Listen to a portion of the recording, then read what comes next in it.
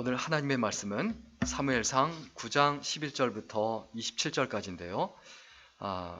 우리 다 읽지는 않고 우리 먼저 16절과 17절만 같이 읽도록, 특별히 17절만 같이 읽도록 하겠습니다. 우리 17절 같이 읽겠습니다. 같이 읽습니다. 시작. 사무엘이 사울을 볼 때 여호와께서 그에게 이르시되 보라, 이는 내가 네게 말한 사람이니 이가 내 백성을 다스리리라 하시니라. 아멘.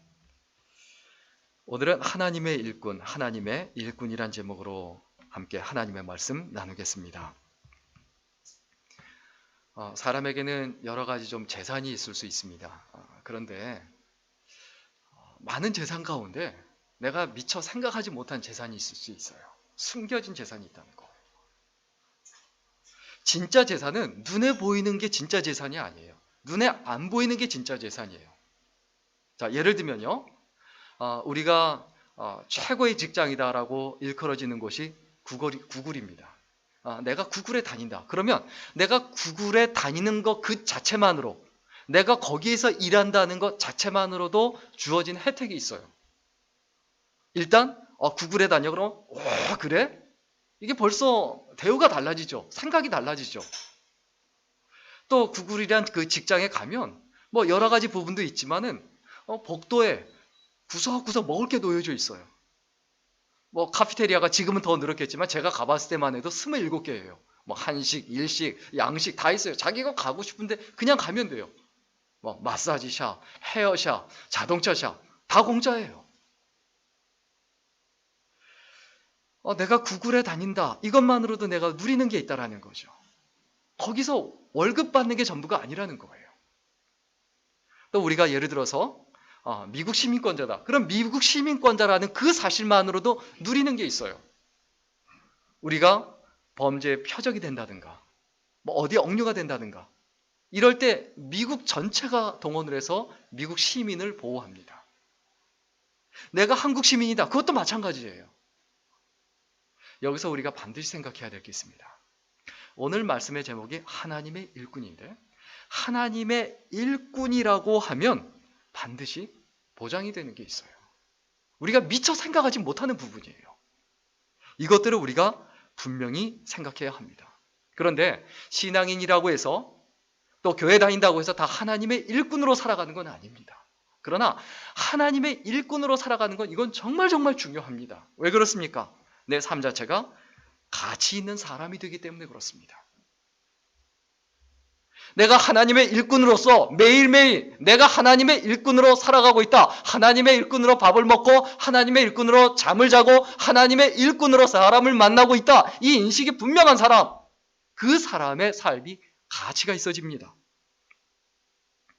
아무리 화려하게 치장하고 좋은 옷 입고 좋은 직장 다녀도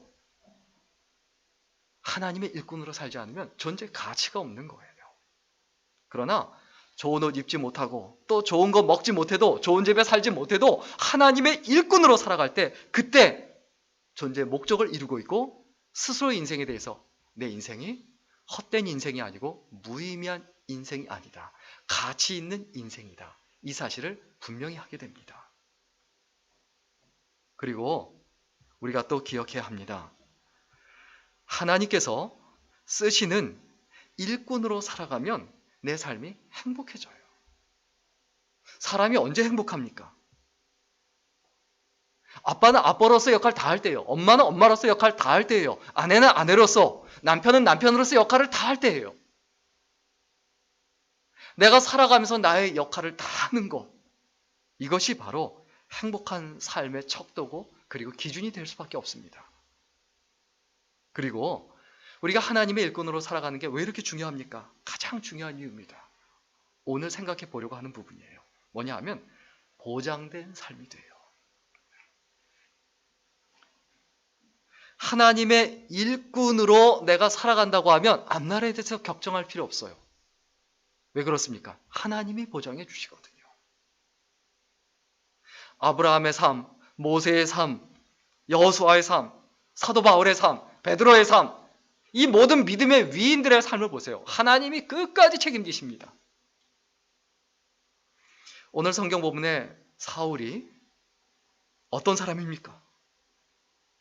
참 이 사울을 보면서 우리가 좀 이상한 게 있어요. 왜 사울을 하나님께서 이스라엘의 초대 임금으로 일대 왕으로 선택하셨는가? 이유가 있어요. 원래 이 사람은 겸손하고 정말 왕으로서 하나님께 쓰임 받을 만한 자질을 갖고 있었어요. 그래서 하나님께 선택하신 거예요. 그런데 문제는 뭐였습니까? 왕이 되고 나서 변질이 된 거죠. 그가 좋아한 게 뭡니까? 인기예요.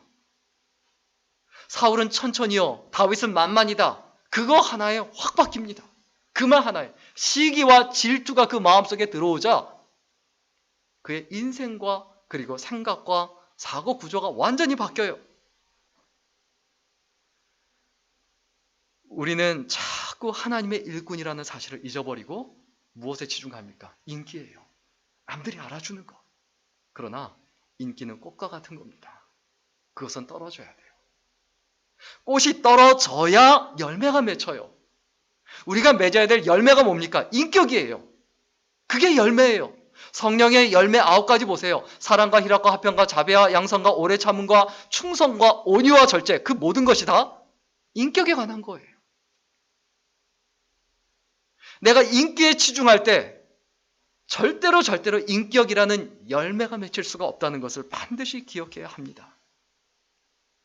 여러분, 한 번밖에 없는 인생인데 이 인생을 살아갈 때 하나님의 일꾼으로 살아가야 되겠다라고 결심하고 그 결심을 이루는 믿음의 종들이 될 수 있기를 주의 이름으로 간절히 축원합니다. 그렇다면 하나님의 일꾼에게 주어지는 보장이 있어요. 그게 뭘까요? 우리 오늘 본문 먼저 11절부터 13절까지 한번 같이 읽겠습니다. 11절부터 13절입니다. 같이 읽습니다. 시작. 그들이 성읍을 향한 비탈길로 올라가다가 물 기르러 나오는 소녀들을 만나 그들에게 묻되 선견자가 여기 있느냐 하니 그들이 대답하여 이르되 있나이다. 보소서 그가 당신보다 앞서 갔으니 빨리 가소서. 백성이 오늘 산당에서 제사를 드리므로 그가 오늘 성읍에 들어오셨나이다. 당신들이 성읍으로 들어가면 그가 먹으러 산당에 올라가기 전에 곧 만나리이다. 그가 오기 전에는 백성이 먹지 아니하나니 이는 그가 재물을 축사한 후에야 청함을 받은 자가 먹음이니이다. 그러므로 지금 올라가소서 곧 그를 만나리이다 하는지라. 일꾼에게 주어지는 그 보장, 그 첫째는 뭐냐 하면 하나님의 인도하심이에요. 사울은 아버지의 그 뜻에 따라서, 육신의 아버지의 뜻에 따라서 잃어버린 나귀를 찾기 위해서 동분서주하고 있었습니다. 다른 데는 관심도 없었어요. 그의 인생에서 그 당시에 가장 심각한 문제가 뭐였냐? 나귀를 찾는 거예요. 그런데 하나님께서 한 걸음 한 걸음 조금 몰고 가십니다. 육신의 아버지의 뜻을 위하여 살아가는 삶에서 사무엘 선지자를 만나서 하나님의 뜻을 위하여 살아가는 삶으로 변화가 돼요. 여러분, 우리가 교회에 올 때 육신의 문제 가지고 올 수 있어요. 그러나 그것 가지고 자책할 필요 없습니다. 내 마음 아픈 것 때문에 기도할 수 있어요. 당연히 해야 됩니다. 그것을 통해서 하나님께서 선한 길로 인도하신다는 것을 잊어버리지 말아야 합니다. 나귀를 찾기 위해서 동분서주하다가 어떻게 합니까? 그가 종의 말을 듣습니다. 하나님의 사람 사무엘 선지자를 만나러 가자. 그에게 물어보자. 그래서 만나러 가는 길인데 거기에서 소녀들을 만납니다. 그런데 희한하게도 그 소녀들이 사무엘 선지자의 행적을 다 알고 있어요. 사실 물길로 나왔다라고 했는데 이 당시 대낮에 한낮에 절대로 덥기 때문에 물길로 나오질 않아요. 그런데 소녀들이 나왔다라고 했어요. 뭐가 필요했는 모양이죠. 그래서 알려줘요. 사무엘 선지자가 원래는 한 군데 있는 사람이 아니에요. 여기저기 사무엘상 7장에 보면 북쪽부터 남쪽까지 구석구석 계속 돌아다니다가 자기 집이 있는 라마로 돌아오는 건 극히 한정된 시간에만 돌아오는데 그때 때 맞춰서 오게 하신 거예요. 오늘 보면 14절 같이 읽겠습니다. 오늘 보면 14절입니다. 같이 읽습니다. 시작. 그들이 성읍으로 올라가서 그리로 들어갈 때에 사무엘이 마침 산당으로 올라가려고 마주 나오더라. 마침 사무엘 선지자와 바로 마주칩니다. 이게 무엇을 의미합니까? 하나님의 인도하심 가운데 있었다. 여러분, 하나님은 항상 우리를 어떻게 인도하시냐? 문제거리를 통해서 인도하세요. 좋은 거 달콤한 걸로 하나님께서 절대 인도하지 않으세요. 그건 사단의 방법이에요. 그걸 유혹이라고 해요. 하나님은 문제거리, 어려움을 통해서 나를 더 세워주시고 선한 길로 인도하시고 옳은 길로 가게 하시고 바른 길로 가게 하십니다. 사단의 가장 강력한 무기는 뭡니까? 달콤함이에요. 그리고 또 뭡니까? 더 강력한 무기죠. 나태함과 게으름이에요. 우리 잠언 6장 9절에서 11절 말씀 같이 보겠습니다. 같이 읽습니다. 시작. 게으른 자여, 내가 어느 때까지 누워있겠느냐? 내가 어느 때에 잠이 깨어 일어나겠느냐? 좀 더 자자, 좀 더 졸자, 손을 모으고 좀 더 누워있자 하면 내 빈궁이 강도같이 오며 내 곤핍이 군사같이 이르리라. 우리는 늘 자꾸 쉽게 얻으려고 해요. 그리고 편안하게 사는 게 인생의 목표예요. 그러나 하나님의 인도하심은 항상 어떻습니까? 문제 가운데 있게 하시고 고통 가운데 있게 하시고 그리고 그 고통을 통해서 문제를 통해서 하나님 뜻 가운데로 인도하신다는 것을 잊어버리지 말아야 합니다. 하나님의 일꾼에게, 하나님의 일을 하려는 사람에게, 주의 일을 하는 사람에게 주어지는 보장이 뭐라고요? 하나님의 인도하신 가운데 있게 된다. 내가 사단의 인도한 가운데 있냐? 하나님의 인도한 가운데 있냐? 이것은 너무너무 중요한 문제입니다. 여러분, 내가 하나님의 일꾼으로 살아간다는 각오와 결심이 있다고 하면 반드시 하나님이 나를 인도하신다. 이것을 잊지 말고 담대하시기를 주의 이름으로 간절히 축원합니다. 그리고 또한 일꾼에게 주어지는 보장이 있습니다. 그게 뭐냐 하면 문제거리가 해결이 돼요. 이 사울이 자기 문제가 뭐였습니까? 나귀를 찾는 거였어요. 그게 해결된다는 거예요. 그걸 해결해 주신다는 거예요. 우리 오늘 본문 15절부터 먼저 17절까지 같이 읽겠습니다. 15, 16, 17절입니다. 같이 읽습니다. 시작. 사울이 오기 전날에 여호와께서 사무엘에게 알게 하여 이르시되 내일 이맘때에 내가 베냐민 땅에서 한 사람을 내게로 보내리니 너는 그에게 기름을 부어 내 백성 이스라엘의 지도자로 삼으라. 그가 내 백성을 블레셋 사람들의 손에서 구원하리라. 내 백성의 부르짖음이 내게 상달되었으므로 내가 그들을 돌보아노라 하셨더니 사무엘이 사울을 볼 때에 여호와께서 그에게 이르시되 보라, 이는 내가 내게 말한 사람이니 이는 내 백성을 다스리리라 하시니라. 참 하나님의 놀라우신 역사하심이 여기에서 보여집니다. 사울이 사무엘 선지자를 찾아오기 전에 이미 어떻게 하셨다고요? 사울의 오기 전날에 여호와께서 사무엘에게 알게 하여 이르시되, 먼저 하나님께서 사무엘 선지자에게 알려주시죠. 사울이 찾아올 거다. 찾아오면 그 사람을 이스라엘의 왕으로 세워라. 당연히 이와 같이 하나님께서 미리 예비하시고 또 사무엘 선지자에게 알려주시죠. 그럼 어떻게 됩니까? 라마라는 성읍으로 들어왔을 때, 그때 당연히 사무엘 선지자를 사울이 만날 수밖에 없죠. 우리 18절과 19절 같이 읽겠습니다. 18절과 19절입니다. 같이 읽습니다. 시작. 사울이 성문한 사무엘에게 나아가 이르되 선견자의 집이 어디인지 청하건대 내게 가르치소서 하니 사무엘이 사울에게 대답하여 이르되 내가 선견자이니라.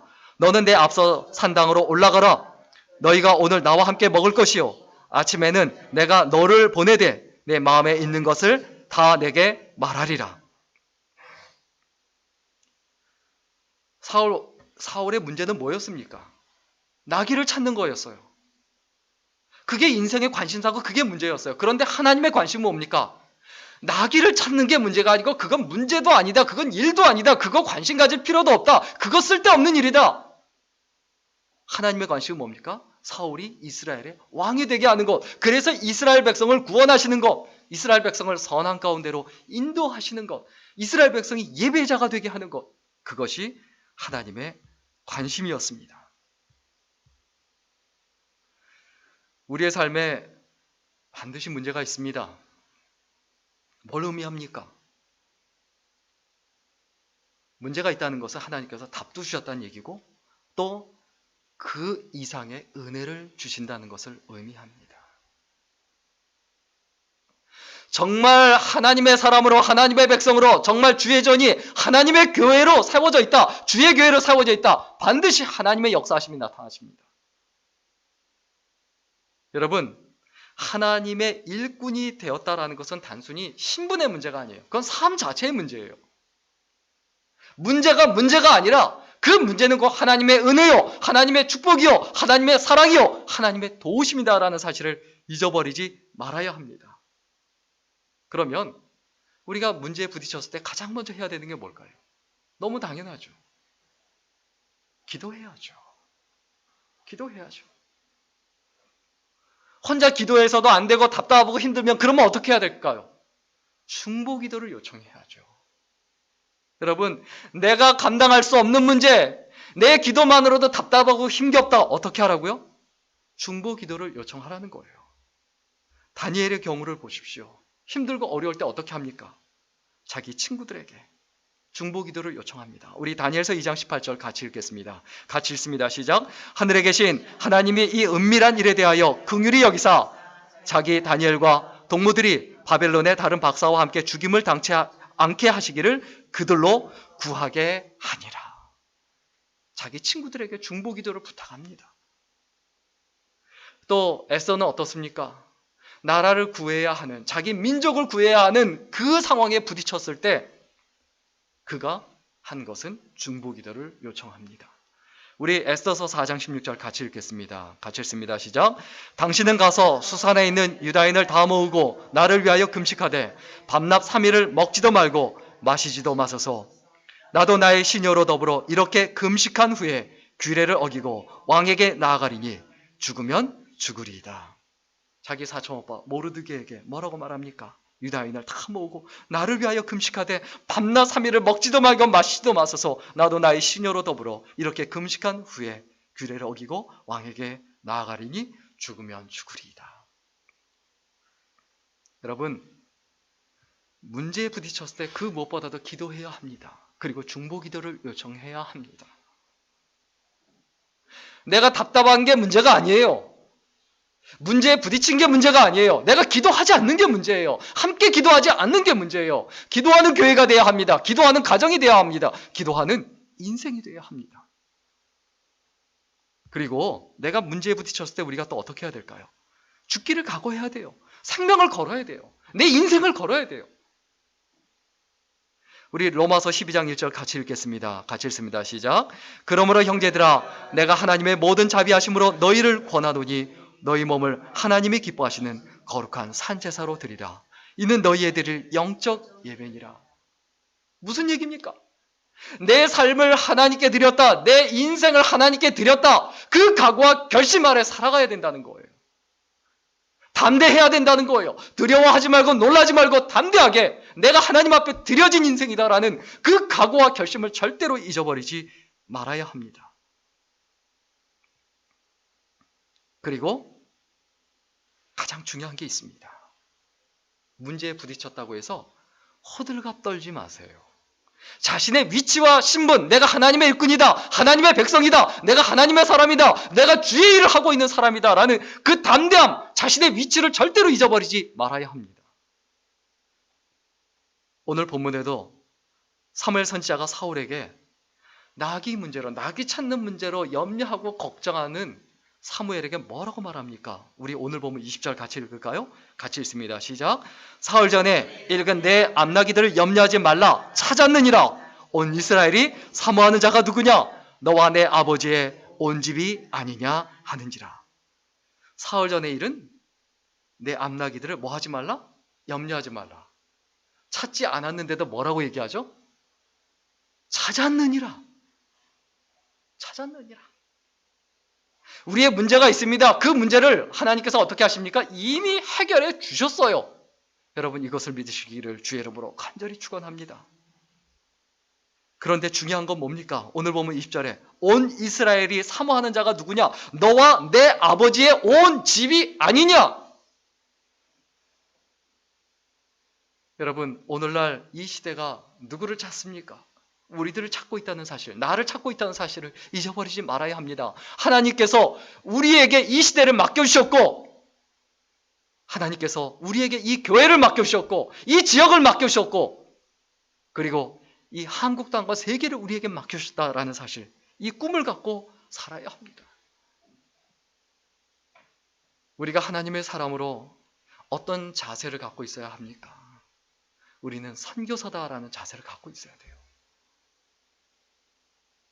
내가 큰 부분이 아니라 작은 부분이라도 꼭 내가 100만 원, 200만 원 막 이렇게 헌금하고 선교 헌금해야 내가 선교하는 것처럼 그렇게 생각하면 안 됩니다.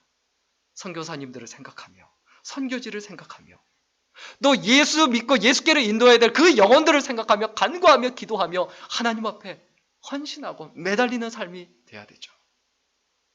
우리 모두는 선교사죠. 다 그 얘기하죠. 보내는 선교사가 있고 보냄을 받는 선교사가 있다. 저는 개인적으로 이 한국 땅에 선교사라는 마인드를 가지고 와 있습니다. 그래서 미국에 있는 저희 집 아이들에게 너 엄마와 아빠는 선교사다, 미셔너리다. 엄마 아빠한테 기대하지 마라. 그 대신 담대해라. 하나님이 채워주실 거다. 하나님께서 네 인생을 책임져 주시고 하나님께서 너를 도와주시고 하나님께서 여전히 너를 사랑하시고 하나님께서 너를 지켜주실 것이다. 우리가 해줄 건 없지만 하나님께서 책임지시는 인생이니 그게 더 확실하고 보장된 인생이다. God will guarantee you and your life 라고 늘 얘기해 줍니다.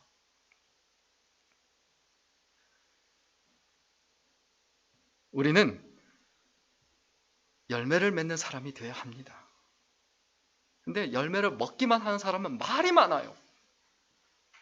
교회에 와서 열매를 먹기만 하는 사람, 왜 이렇게 벌레가 먹었냐, 왜 이렇게 더럽냐, 이런 사람은 말이 많아요. 그러나 농사를 짓고 그 열매를 맺게 하는 사람은 그냥 감사해요. 열매가 맺힌 것만으로도 감사해요.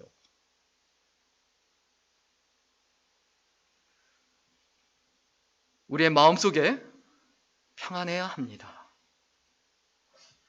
내 위치를 알면 평안해질 수밖에 없어요. 하나님 일꾼이라는 사실.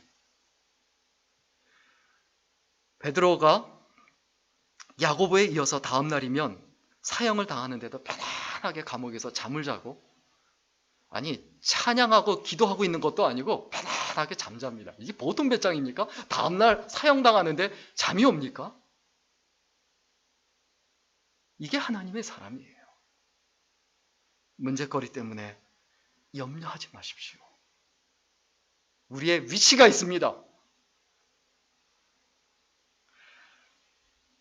사무엘의 말을 듣고 이스라엘 백성이 너와 그리고 너의 집을 바라보고 있다.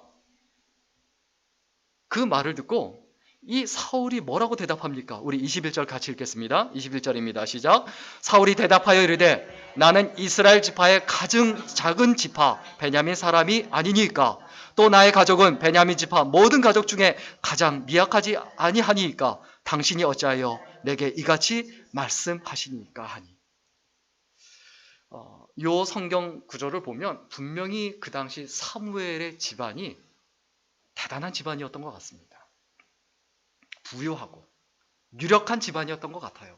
그런데 이 사울이 어떤 태도를 가지고 있습니까?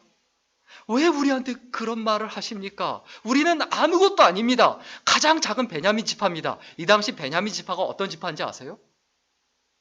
사사기 끝부분에 보면 동족 상잔의 비극이 일어납니다.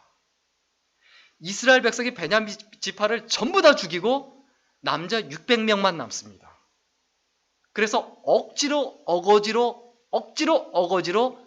그냥 자기들 지파 중에 민족 중에 전쟁에 참여하지 않은 기부와 거민 중에 아내를 구해줍니다. 그리고 보쌈을 해서 아내를 구하게 만들어줘서 억지로 유지가 된 지파가 베냐민 지파예요. 숫자도 가장 적고 가장 초라해요. 그런데 가장 적은 초라한 지파다라는 자신들의 부족함과 연약함을 생각하는 사람이 사울이었어요. 절대로 교만하지 않았다는 거예요. 나의 가족은 베냐민 지파 모든 가족 중에 가장 미약하지 아니하니까 당신이 어찌하여 내게 이같이 말씀하십니까? 라고 물어보니까 그때 사무엘이 어떻게 합니까? 대답을 안 해요. 대답을 안 하고 그 대답을 행동으로 보여줘요. 어떤 행동으로 보여줍니까? 우리 오늘 보면 22, 23, 24절입니다. 22, 23, 24절 우리 같이 읽을까요? 같이 읽습니다. 시작. 사무엘이 사울과 그의 사환을 인도하여 객실로 들어가서 청한 자 중 상석에 앉게 하였는데 객은 30명가량이었더라. 사무엘이 요리인에게 이르되 내가 내게 주며 내게 두라고 말한 그 부분을 가져오라. 요리인이 넓적다리와 그것에 붙은 것을 가져다가 사울 앞에 놓는지라. 사무엘이 이르되 보라, 이는 두었던 것이니 내 앞에 놓고 먹으라. 내가 백성을 청할 때부터 너를 위하여 이것을 두고 이 때를 기다리게 하였느니라. 그날에 사울이 사무엘과 함께 먹으니라. 이 당시 사무엘이 어떤 사람입니까? 지금으로 말하면 왕이에요. 이스라엘 전체를 다스리는 사사예요. 이스라엘의 마지막 사사예요. 그런데 이 사람이 30명이면 보통 사람도 불렀겠습니까? 이스라엘의 지도자들을 불렀겠죠. 지도자를 불러다가 어떻게 합니까? 상석에 앉게 하고 며칠 동안 쫄쫄 굶고 굉장히 힘든 사람들인데 가장 좋은 음식으로 대접을 합니다. 겸손하고 그리고 내세울 줄 모르는 그 사울을 대접을 합니다. 당신이 이런 사람이다. 여러분, 일꾼에게 주어지는 보장 세 번째 뭡니까? 높여주신다는 거예요. 올려주신다는 거예요. 상석에 앉게 하신다는 거예요. 우리의 일은 뭡니까? 낮추는 거예요. 내 일은 겸손한 거예요. 하나님의 일은 뭡니까? 높여주시는 거예요. 이게 바뀌면 안 돼요. 내가 높아지려고 하면 하나님이 낮추세요. 그러나 내가 낮아지려고 하면, 내가 겸손하면 반드시 하나님이 높이십니다. 우리가 어떤 자세를 가지고 살아야 합니까? 우리 고린도전서 15장 10절 같이 읽겠습니다. 고린도전서 15장 10절입니다. 같이 읽습니다. 시작. 나의 나된 것은 하나님의 은혜로 된 것이니 내게 주신 그의 은혜가 헛되지 아니하여 내가 모든 사도보다 더 많이 수고하였으나 내가 아니요 오직 나와 함께 하신 하나님의 은혜로라. 나의 나된 것은 다 뭐라고요? 하나님의 은혜다. 사도 바울이 왜 이렇게 귀하게 쓰임받습니까? 절대로 겸손함을 잊어버리지 않았어요. 시간이 지날수록, 세월이 흐를수록 점점 더 겸손해졌어요.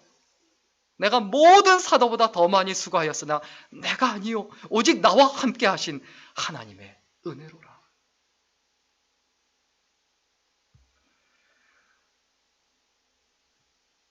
몸이, 육체가 무말랭이처럼 말라 비틀어진 사람이 있습니다. 루게릭병에 걸려서 결국은 얼마 전에 세상을 떠났지만 겨우 20세가 되던 해 의사로부터 루게릭병에 걸렸다는 통보를 받고 앞으로 1, 2년밖에 못 살 거라고 했습니다.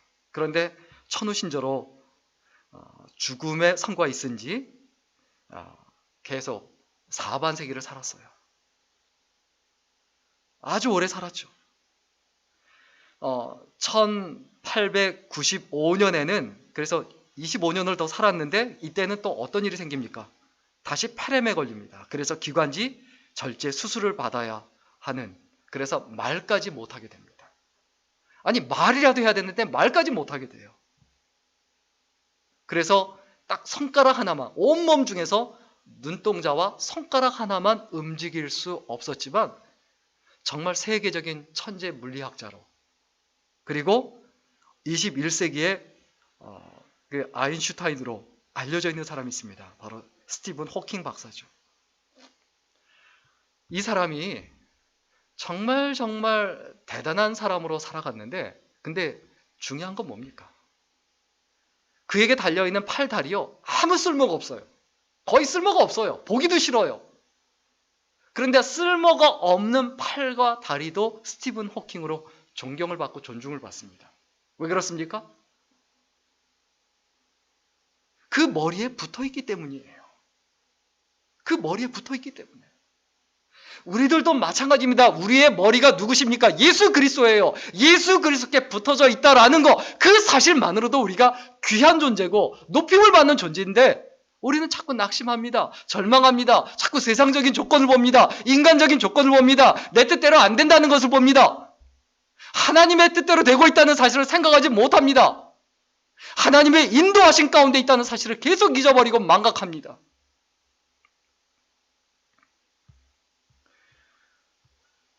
우리의 삶에서 날마다 날마다 기억해야 합니다.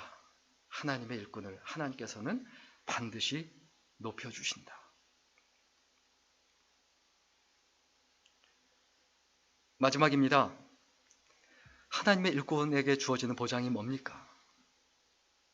네 번째는 하나님의 뜻을 결국 이해하게 하세요. 우리 25, 26, 27절 같이 읽겠습니다. 25, 26, 27절입니다. 시작. 그들이 산당에서 내려 성읍에 들어가서는 사무엘이 사울과 함께 지붕에서 담화하고 그들이 일찍이 일어날새 동틀 때쯤이라 사무엘이 지붕에서 사울을 불러 이르되 일어나라 내가 너를 보내리라 하매 사울이 일어나고 그 두 사람 사울과 사무엘이 함께 밖으로 나가서 성읍 끝에 이르매 사무엘이 사울에게 이르되 사환에게 우리를 앞서게 하라 하니라. 사환이 앞서가므로 또 이르되 너는 이제 잠깐 서 있으라 내가 하나님의 말씀을 내게 들려주리라 하더라. 하나님의 일꾼에게 가장 중요한 건 뭡니까? 하나님의 뜻을 분별하는 거예요. 사울이 사무엘 선지자를 만나서 높은 자리에도 앉고 맛있는 음식도 먹고 문제도 해결되고 이게 전부입니까? 하나님의 일꾼에게 중요한 건 그게 아니에요. 높은 자리에 올라가는 게 중요한 게 아니에요. 맛있는 거 먹는 게, 편하게 사는 게, 문제거리가 해결되는 게 중요한 게 아니에요. 뭐가 중요하다고요? 하나님의 뜻을 알게 되는 것, 분별하게 되는 것. 오늘 보면 27절에 사환과 함께 밖으로 나와서 또 길을 가면서 먼저 사환까지도 어떻게 합니까? 먼저 가게 하고 둘이 있으면서 하나님의 뜻을 알려주기 시작합니다. 사울의 뜻은 무엇이었습니까? 빨리 어수선히 나귀를 찾으러 가서 나귀를 찾는 거였어요. 그래서 아버지를 기쁘게 해드리는 거였어요. 육신의 아버지를 기쁘게 해드리는 것이었어요. 그런데 하나님의 뜻은 뭡니까?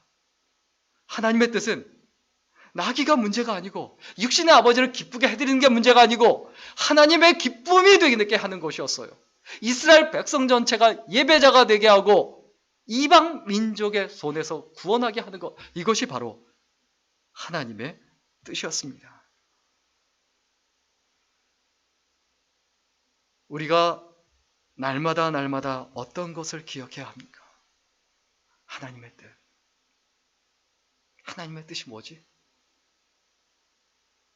어려울 때든 기쁠 때든 슬플 때든 우리는 하나님의 뜻을 생각해야 합니다. 하나님의 뜻을 생각하는 사람, 하나님의 뜻을 깨닫도록 하기 위해서 하나님께서 어떻게 하십니까? 9장 앞부분에, 오늘 보면 앞부분에 뭐라고 되어 있습니까? 11절에 누구를 만나게 하셨습니까? 그냥 소녀들을 만나게 하셨어요. 그래서 사무엘 선지자의 일거수일투족을 다 알려주시고 또 사무엘 선지자를 만나게 하시죠. 우리들도 마찬가지입니다. 하나님의 뜻을 분별할 수 있도록 하기 위해서 서로 만난 거예요. 그냥 만난 게 아니에요. 우리가 서로에게 지나가는 소녀들에 불과할 수 있어요. 어떤 사람은 지나가는 소녀들에 불과할 수 있어요. 그런데 어떤 사람은 사무엘 선지자와 같은 사람일 수 있어요. 하나님의 뜻을 알게 하고 깨닫게 할 수 있도록 몰아가시는 그 과정이라는 거예요. 이것을 잊어버리지 말아야 되죠. 또 오늘 보면 24절에도 보면 배고픈 사람들인데 그 육체의 필요를 채워주고 상석에 앉게 하신 이유가 뭡니까?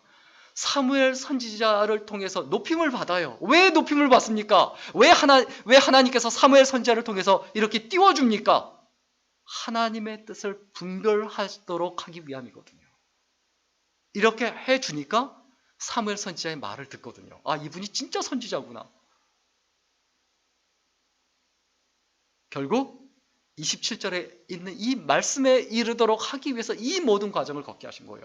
문제를 주시고 문제를 해결해 주시고 사무엘 선지자를 통해서 높여주시고 또 배고픈 것도 해결해 주시고 모든 것을 해결해 주신 다음에 그 다음에 하신 것이 뭐라고요? 하나님의 뜻을 분별하고 이해하게 하신다. 할 일을 맡기신다는 거예요. 우리가 소원하는 게 뭡니까? 대부분 사람들이 소원하는 게 뭡니까? 세상 사람들이 평생 놀고 먹는 거죠. 내가 하고 싶은 대로 실컷 하면서 일 안 하고 실컷 놀고 먹는 거. 그게 되나요?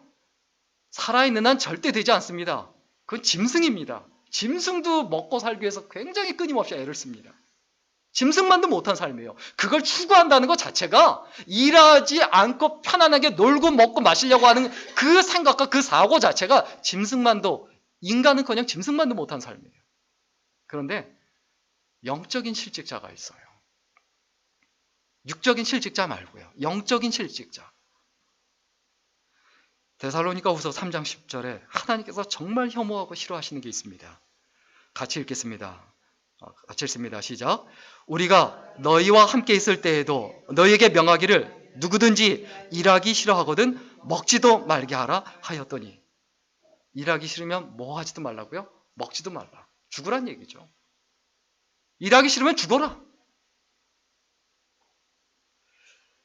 우리들 스스로 늘 점검해야 합니다. 혹시 내가 영적 실직자가 아닌가? 영적 실직자의 그 특징이 있습니다. 일단 목적이 없어요. 인생의 목표가 없어요. 그냥 잘 먹고 잘 사는 거예요. 이제 재밌는 거예요.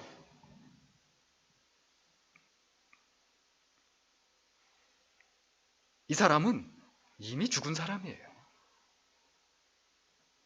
당연히 목적이 없으니까 뭐도 없습니까? 계획이 없어요. 또 어떤 사람은 목적은 있는데 계획이 없어요.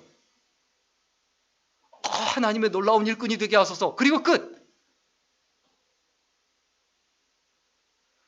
그리고 어떤 사람은 목적이 있고 계획이 있는데 또 뭐가 없을 수 있습니까? 행동이 없는 거예요. 움직이지 않는 거예요.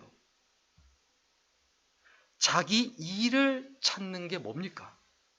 세상에서 자기 자리를 찾는 거예요. 교회에서 자기 자리를 찾는 거예요. 직장에서 자기 자리를 찾고 가정에서 자기 자리를 찾는 거예요. 세상에서 자기 자리를 찾아야죠. 내 일이 뭔가, 하나님께서 나에게 맡겨주신 일이 뭔가, 이걸 찾아야죠. 이걸 생각해야 되죠. 잔 웨슬리가 평생 하나님께 부르짖던 기도가 있었다고 합니다. 죽을 때까지 변함없이 기도할 때마다 계속 하나님께 기도했던 것. 사실 저도 이것이 간절한 늘 기도 제목입니다. 그게 뭐냐면, 주님 제발 무의미하게 살지 않도록 하소서. 저도 늘 기도합니다. 끊임없이 기도하는 것. 하나님 긍휼히 여겨 주옵소서. 불쌍히 여겨 주옵소서. 그리고 또 하나 기도하는 것. 하나님 무의미하게 살지 않게 하소서. 오늘 말씀 정리하고 마치겠습니다. 우리는 누굽니까? 하나님의 일꾼입니다. 하나님께서 보장해 주시는 것이 있습니다. 그 보장해 주는 것이 뭡니까? 오늘 말씀을 통해서 하나님의 일꾼은 반드시 하나님의 인도하심 가운데 있다. 우리가 잊어버리지 말아야 되죠. 그리고 하나님의 일꾼은 문제가 해결이 됩니다. 문제는 하나님의 은혜고 축복일 뿐이다. 우리가 잊어버리지 말아야 되죠. 그리고 우리가 하나님의 일꾼으로 살아갈 때 주어지는 보장, 만인 위에 뛰어난 이름을 주세요. 높여주세요. 우리가 할 일은 낮추는 일이에요. 나는 무익한 종입니다. 그리고 결국 하나님의 일꾼에게 하나님께서 해주시는 게 뭡니까? 하나님의 뜻을 이해하게 하신다. 때로는 답답할 수 있습니다. 때로는 견디기 어려운 힘든 순간에 부딪힐 수도 있습니다. 그러나 하나님의 뜻을 잊지 마십시오. 내가 너를 통해서 복을 주겠다. 내가 너를 통해서 내 뜻이 이루어지게 하겠다. 그 하나님의 선언과 선포를 잊지 말고 담대하게 믿음으로 살아가는 소중한 인생, 그리고 귀한 인생이 될 수 있기를 주의 이름으로 간절히 축원합니다.